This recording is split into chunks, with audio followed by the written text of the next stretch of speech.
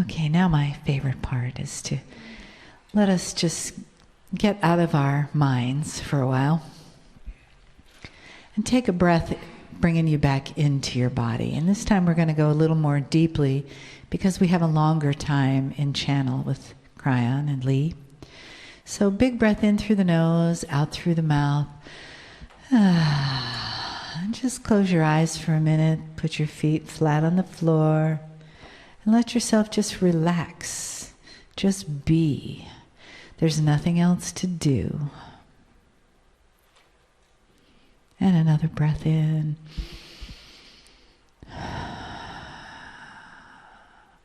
And come into that beautiful place between your brain hemispheres where you're not thinking and your feeling is just sort of suspended, and you can see through that beautiful spot of light in your forehead that is your third eye.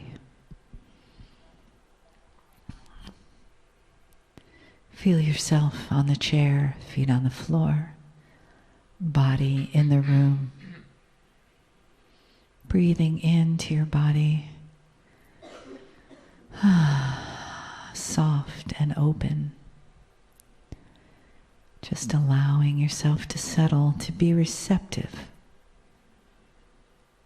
to what is next, to the love in the room, to the light that surrounds us, to the reason that we share for being part of this family of light that has been reconnected here today.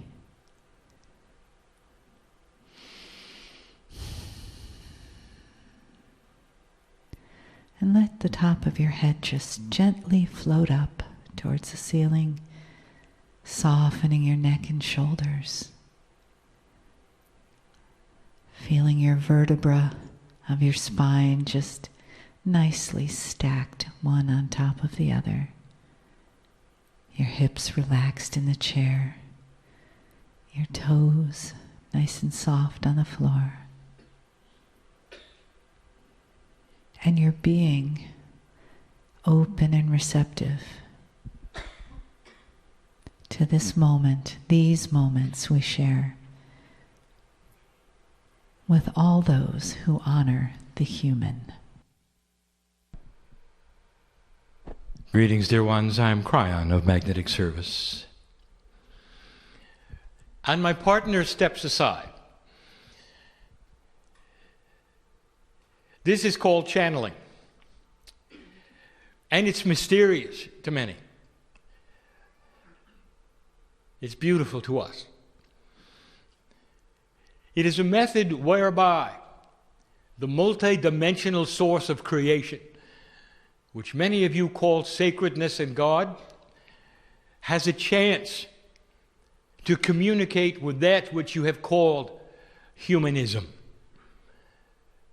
And in the process, we call it soul communication. And it's different, dear ones, than human communication. And so we would like to start a series of channelings that would include the explanation of what we have called soul communication. Let us begin with some basics. No, let us not. Let us begin with some basics. We know who you are in this room. Dear ones, I want to teach.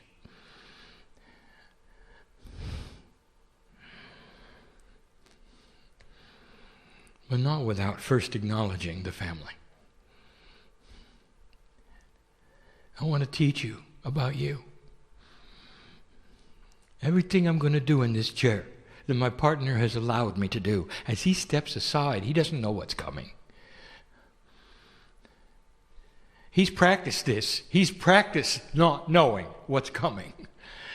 He's practiced allowance without filters. I'm going to explain that eventually. And so I am open in this portal, which you call channeling, to allow for a third language to come flowing in that you can feel in an interdimensional way that is not with words and not linear. And some of you will. This particular channel is being published, and some of you are listening and reading. And this is open to you as well, for I know of the potential of your listening and reading. Odd as it may sound to you, this is part of the interdimensional potentials that God has as the central source. The potentials of your awakening itself, that you would pick it up and look at it. It's there. We see it as reality even before it happens. We got to start with the basics. Human consciousness is complex. There will come a day when scientists may consider human consciousness as a branch of physics, because it does not follow the patterns of linear physics, even the patterns of quantum physics, because it is what they would call biased in directions of personality, events, akash. It's complicated. So the rules would be very, very basic, but they're outside of that, which is three-dimensional physics as it is known today. And so to describe communications in this fashion goes beyond the limits of any understood science. It challenges you to think differently, act differently. Soul communication. And there are two ways. Communications from things to you that are multidimensional, and from you to them, which is multidimensional. There is the difference between linear and non-linear communications. I am going to explain it the best I can, with explanations perhaps I've not given before. I want you to consider for a moment you have an old typewriter. And you are typing along, and as you type along, you will see the letters on the page, one after another, appear. Pretty soon you have words, and then sentences, and then thought groups. This is linear communication. Now, what you are beholding at the moment, whether you're reading or hearing, is the same. One word after another, in a structure for the language of my partner. It is linear. It is in a row, in a line, like the typewritten words on the page. That is linear communication. That is human communication. Non-linear communication would be as follows. Now pay attention, for this is going to be what my partner calls a stretch. Pretend that the typewriter is stuck. And you can type all day long, but you're only going to have one image. Every letter is going to show itself over the other. You type away, it does not advance at all. It simply types over itself, one letter. Now, what would you see on the page, dear one, at the end of a long letter to a friend? A smudge. All the letters piled up, inking over one another. You'd have no idea. You would look at it and you'd be sorry that the typewriter failed and you hadn't noticed. Now consider for a moment somebody comes along and they have non-linear communication skills. They would look at the smudge and see the letter. And that's as clear as I can make it. They're conceptual. They would see the thought that went into it. They would see the linearity outside of its linearity. The letters are there, dear ones, but they're not there in linear form. They're all together as a group. Therefore, a non-linear communicator will see the smudge and see the entire letter.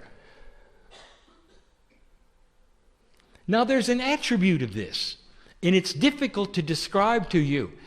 And it's out of the logic that you would have, and yet it is. And so let me try to explain it. My partner goes slowly, so this will be understood. When the conceptual person looks at the smudge, they're looking at something that exists already. A letter has been typed. So they're not making something up.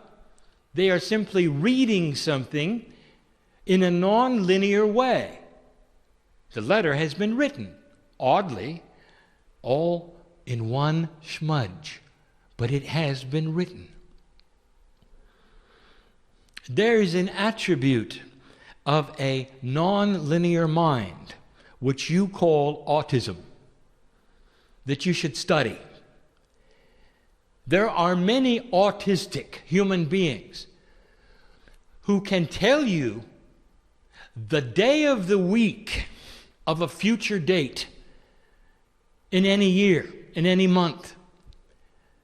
If you would ask that person, what is the day of the week in May of 2035? And they would come up with it, maybe a Tuesday or a Wednesday. And it would be there, and they would do it instantly. You would gasp at their computational efforts. And here is the answer. Computation has nothing to do with it. It's not a formula. It's not math. It exists. And so it is known. You can go to any computer that is calendar friendly and find that information because it already exists. It's a concept that has already been developed and known. The nonlinear mind, therefore, is able to go to it and interpret it instantly because they see the concept. They're not calculating anything. Now you know the difference between linear and nonlinear. There's a lot of communication that wants to come to you from all manner of sources. So I'm going to start the list. Channeling is what you're hearing right now. My partner has practiced it for 23 years. When he started, it was ugly. For we're not speaking to him in a linear fashion. You see, he is a master interpreter of nonlinear concepts coming through his pineal. Now, I am speaking to him in his real time, and he is interpreting.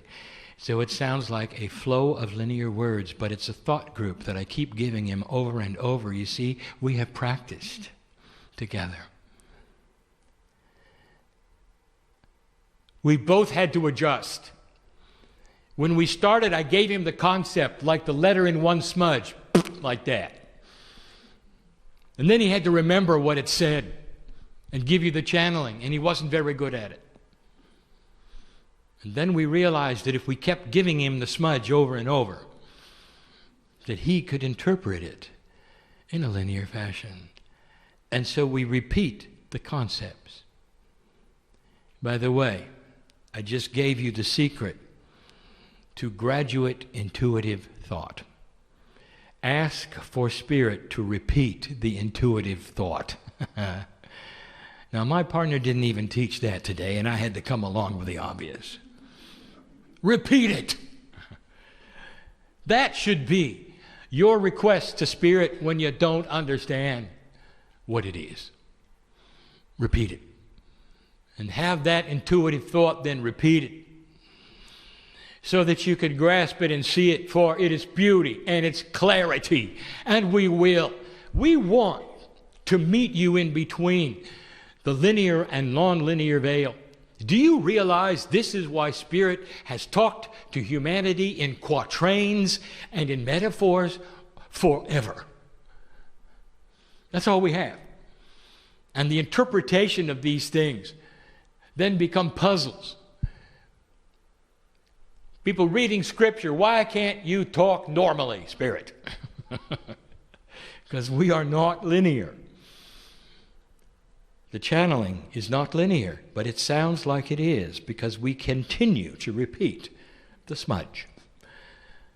And even this channeling, all of it, as long as it is on the clock for you to see, as long as it takes, is all being given at the same time to my partner over and over, so he can see it.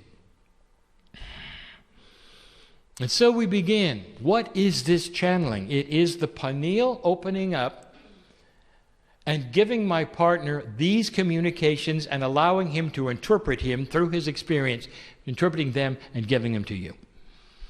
It is a form of communication that is open to all humanity, and you don't have to call it channeling. You can call it whatever you want to, and every single human being is open to learning it. Not necessarily for others. How about just for yourself? Some call it automatic writing. This is a communication portal that opens through the pineal for you, and it is not from the brain. And we've said this before. This is soul communication. This is multidimensional communication. It has nothing to do with synapse. Nothing. It is not a brain function. That's why it's hard. Now, there's many kinds of communications from many things. Let us speak of the difficulty yet again. Anything I'm going to mention from now on in this section of others communicating to you must be interpreted. What else is there? There are many things. So I'm giving my partner a list, and he can choose what he wants to talk about in the time that he has. Personal. Let's talk about personal. How can you hear what spirit or any other multidimensional source has for you when it doesn't come in a linear fashion? And my partner gave it today, and the answer is through practice of recognizing intuitive thought. And not, number one, not trying to interpret it with your intellect. Do not let the synapse of your brain get in the way of God. Do I have to say that again? You will learn to put it aside. What is it that my partner had to learn as the engineer in order to channel? To get out of the way. To stop analyzing. If it's him, is he making it up? Is it from his brain? Or is it bigger than that? So for you personally, dear one, this is what you have to do. Now, there's many sources other than that which you call God that wish to speak to you in this fashion. We'll get there. But if it's a non-linear source, it's going to come through intuitive thought, not synapse.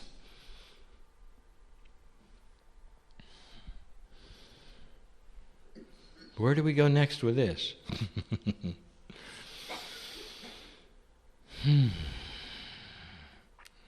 Let's talk about animals. You love them, don't you? And what do you know about animals?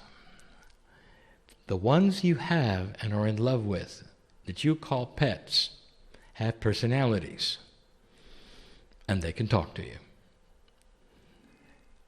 And what does that sound like, dear one? What does their voice sound like? And you go, well, Kryon, you already know they don't have a voice. Oh, really? Then how do they talk to you? Now it gets good, doesn't it? Through concepts. Their conceptual thought groups are available to pick up, guess where? Through your pineal, which is the interpreter of multidimensional things in your body, not your brain, and will give you the same thought groups they have. And some of you are good at it. There's ones who are listening to this right now, called animal whisperers. You know exactly what I'm talking about. Why do they call it whispering? I'll give you my interpretation. Because it's not linear.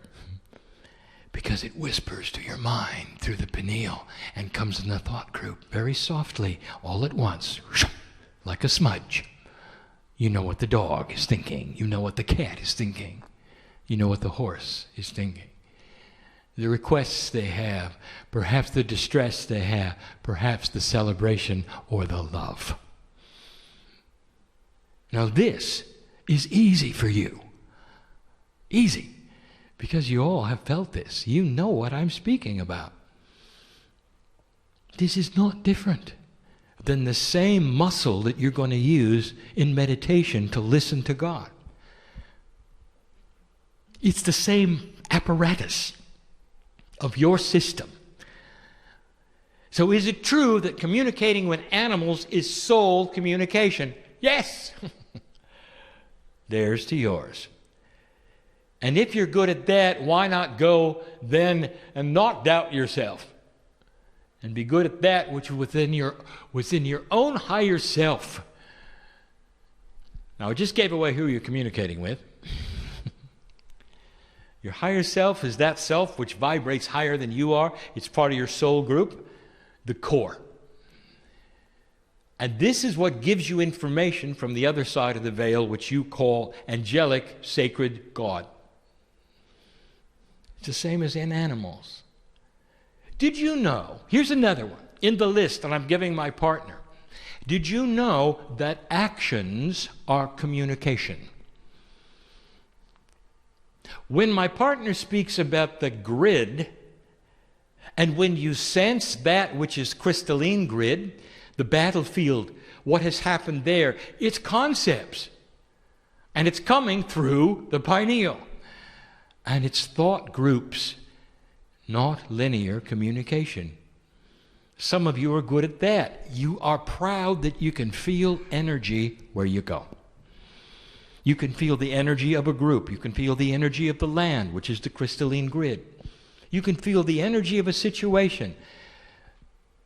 And you're good at it. What are you feeling? This is soul communication at its best. It does not come from the brain. It is not intellectual. This is physics.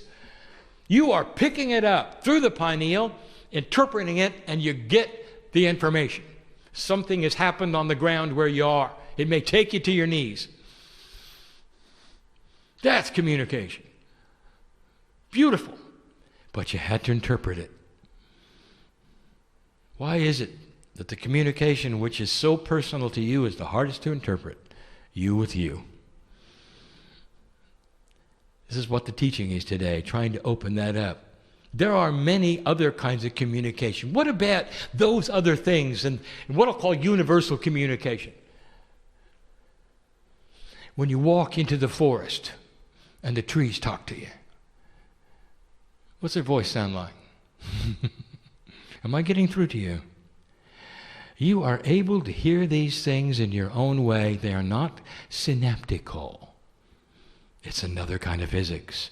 It's soul communication, and they're talking right to that part of your consciousness, your Merkaba, your quantum field that makes sense to you because it's conceptual. Are the trees in trouble? Are they crying? Are they celebrating? And there are those of you who are hearing my voice and in this room who know the answers to all of those. Kryon, is it true that in the forest there are what you would call divas? Here's my answer. Are you kidding? Of course. Of course. What are they? They are multidimensional aspects of Gaia. I love it. When human beings cannot get that, they want to dress them up and put outfits on them, make them little, call them different things. Give them voices, put them in movies. They're beautiful, and you know they are. And they're everywhere. Go into the forest. They'll talk to you. Sit down in the grass and let them land on you. Now that's linear. I want you to picture that, and they will. They're not landing anywhere. They just are. They're part of the soup that is Gaia, that is Mother Nature, the personality of the love of the planet for humanity as it walks into it. It's a celebration of your life. You're not going to get bad things from a diva. You're not going to get bad information from hugging a tree. You know that, don't you? What does that tell you about how Gaia feels about you? That's just a few of the things. when it comes to the subject of communications to you. Let's talk about the other one, and then we'll close it off. And we'll continue tomorrow. Now, my partner, it's important that you record all of these things and present them so that those who are not here tomorrow can hear the rest of the story. That is your challenge. What about you communicating the other direction? Now, you have got linear communication. That's all you've got. You do not have necessarily the tools for multidimensional communication. Now, you can develop them, and many of you have, but in general, you've got linear communication. So what about you with spirit? Let me tell you the truth. Dear ones, we don't have any trouble understanding you because we are the master interpreters. We know exactly what you're saying. And it doesn't matter whether you're thinking it or whether you're saying it or you're just thinking about thinking it or saying it. We know because we're with you all the time. The higher self, which vibrates above the corporeal self, knows the psyche of your mind. And when you sit to meditate, we know what you're going to do before you do it because the potentials are there. You're already thinking about it before you do it. I'll give you some rules. Stop giving us laundry lists of what you want. We know what you want. Sit and say to us, Dear Spirit, tell me what it is you want me to know. Because we're already on board with everything in your life. Do I have to say that again? We're already on board with everything in your life. Come to us and let us talk to you. Just let us talk. And try to interpret the thought groups that come first without analyzing. Get used to this. But as far as you talking to us, it doesn't matter how you do it. Now, there will be those that say, well, there has to be wrong ways to do it. No, there aren't. No, there aren't. Well, Kryon, what do you think about religious groups who have to face a certain direction or have a prayer rug or wear something special? And what I say to you is, let them do that. It honors God. In their culture, it honors God. Is there anything better than that to prepare them to talk to us? The same love goes into their communications as yours. The cultural differences between you do not compute to the other side of the veil, for we see a human as the human, the corporeal piece of God that you are. It doesn't matter what you're wearing or what you're sitting on. Is that clear? There is no wrong way to speak to creative source. Well, maybe, Kryon, there isn't, but I've had a few times when I was yelling at God. And we heard you, but we did not hear the yell. That's linear. This is hard to explain. What we heard is loving frustration.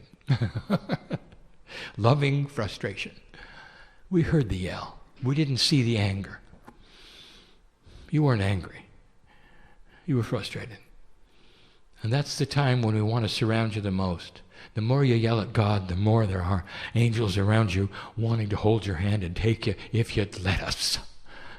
Next time you decide to yell at God, would you also open your heart and let us hold you for a while? Is that okay? In the moment of greatest frustration that you have, where you have no answers at all and you can't figure it out, can you just be held? Is that all right?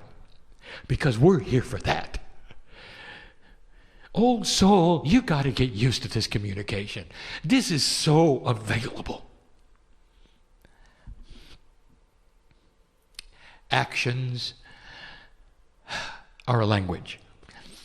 How you behave talks to the crystalline grid, talks to the Gaia grid. What you think talks to the magnetic grid, which we have called the seat of human consciousness. Without you saying a thing, that's another way of communicating to everything around you. What you say out of your mouth in linear fashion, the cells of your body hear. How many self-help gurus have had to tell you that you're going to bring to you what you say? Why is it that hypochondriacs bring to themselves the very diseases that they fear the most and talk about. Because the body hears them and gives them what they ask for. The body is listening. The grids are listening. Even the human beings around you are listening. Do you spin in drama? Here we are again. Is this attractive to other human beings? Have you ever thought about that? What do you want to show somebody about your belief system? That you're out of balance? And that they ought to do what you do? Think about it. How are you presenting mastery to humanity, old soul? What have you learned through all of the ages that you brought to the party today? And is it spinning? Or is it love? Well, Kryon, it's easier said than done. How do you stop spinning? I just told you. If you'll open your heart and allow these things to communicate, it's going to start a peaceful countenance with you. This is called awakening to spirit. Getting out of the old habits and the old fears. And starting to claim the part of the old soul which is you, available to you and to humanity, for those around you.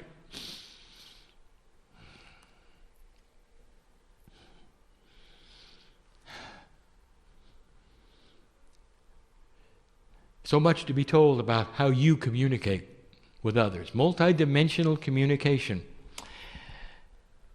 Those of you who are good at speaking to the animals, not listening, but speaking to them, have developed thought group communication. You're already on board. For the best kind of soul communication there is, you're starting to think out of the box. You're looking into the animal's eyes and you're giving them pictures, aren't you? And they're getting it, aren't they? It ought to tell you, this can work. Humans can develop multidimensional attributes and characteristics that are entirely consciousness-driven, sent through the pineal to anywhere you want. There are helpers around you, we've told you. Do I have to list them? Entities, groups, all around you that are not from here. Not just the Pleiadians, Arcturians, Orions, Hathors, from Sirius, endless. And you know what they have in common? Non-linear thought. And you can communicate with them the same way you do with animals. Dear human being, soul communication, we're going to open the door before we close to this and tell you this is something we want you to consider and to study, to know about, to realize. Don't let it be mysterious. I've just given you the attributes of to and from, or from and to. In the next section, I'll continue with another subject. What is it that blocks it? What are filters? What can you do to enhance it? Soul communication is part of what the old soul must get into and learn. And the answer of what it's going to create is balance on the planet and peace on earth. It begins here. It begins with understanding, demystifying. There is structure in these things. There is a benevolent system in these things. There is common sense in these things. We invite you to find it, for it will create spiritual evolution on this planet, led by the very ones who are reading and listening to this voice. Family, that's the lesson for today. It's beautiful, isn't it? All we want to do is communicate. And it's time to get on with it. Explaining how it works the suggestions of how to make it better, even the very thing you hear now, which is channeling, demystifying what some have called spooky, unnatural, weird, just because it isn't linear. We'll stand by for lots of things that aren't linear. And the one that is the greatest of all is love. I can't explain it, can you? Emulate it. And so it is.